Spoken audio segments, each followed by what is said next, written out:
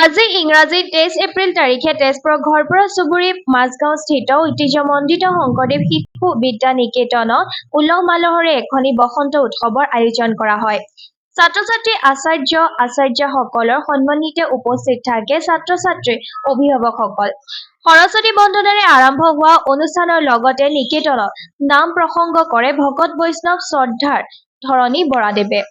আচাৰ্যসকলৰ চেষ্টাৰ বলত বিহুত ব্যৱহৃত ঢোল, তাল, গগনা, বাদ্যৰ লগতে পিঠা-পনা, জলপান 100 এবিধ শাক ছাত্ৰ-ছাত্ৰীসকলক চিনাকি কৰাই দিয়াৰ উদ্দেশ্যে এখনি প্ৰদৰ্শনী ৰখা হয়।